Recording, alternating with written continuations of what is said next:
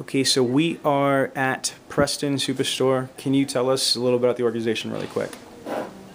Organization, we're composed of 5 people, 1 internet director and 4 internet sales consultants.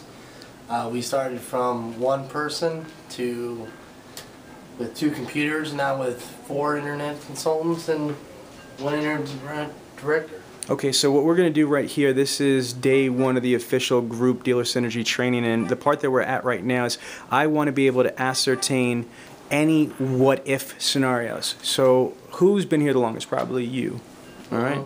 All right, so what if question do you have? What if a customer does this? What if this happens? Lay it on me, come on.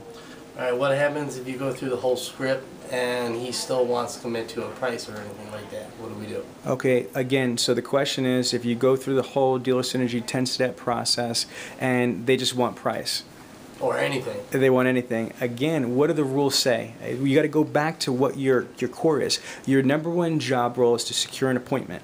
You only have 2 job roles. Your secondary job role is what? If you cannot secure an appointment, you're supposed to TO. Do you follow me? The rules of engagement state this. Once you get to the qualifying questions, etc., what are you looking to accomplish by going online? Once you find out what they're looking for, and let's say it's price, for example, that's what you started with. So if somebody doesn't like your rebuttal, what do? You hit them with a different rebuttal. If that doesn't work, then you set up for the proper TO. Your job is not going to be 100% closing every appointment. You got to accept that. Just like on the showroom floor, you sell cars too on the floor, right? So again, have you ever TO'd on the floor? No. You've never TO'd on the floor? No, probably not. You don't want to say that to the manager in the room. That's something you're supposed to at least lie about, okay? As sales manager at GM, and damn sure I know Pat would want 100% TL for people that, don't commit to buying a car.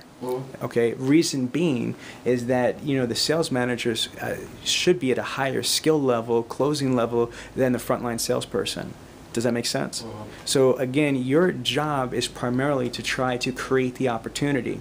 Your job is to walk them through the process, to qualify them, identify wants, wishes, expectations, meet them, and try to exceed them with your value package proposition. But if they push back and it's something that you can't handle yourself as the coordinators, then you need to either TO it directly to your internet director or to one of your 2 internet sales managers. Does that make sense? Yep. Are you sure? I'm not. Yeah, I'm good. Okay, it's clarity now. Okay, your turn. What if statement or question do you have?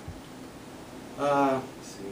What if say you've TO'd it and they weren't able to get the appointment set for whatever reason, and then they decide that they call back. So now they've called back. You've TO'd it. How are we supposed to handle that situation as far as an incoming call that was TO'd?